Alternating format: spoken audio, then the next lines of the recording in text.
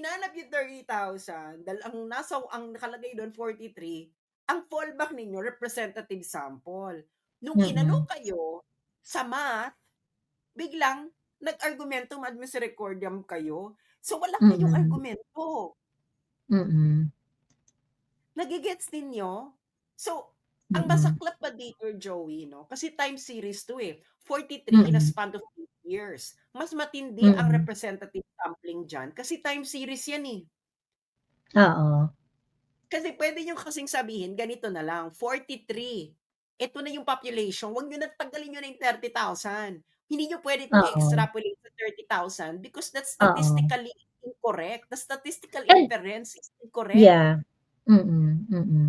Correct, correct. And also, you cannot use the concept of extrapolation pagdating sa mga krimen-krimen.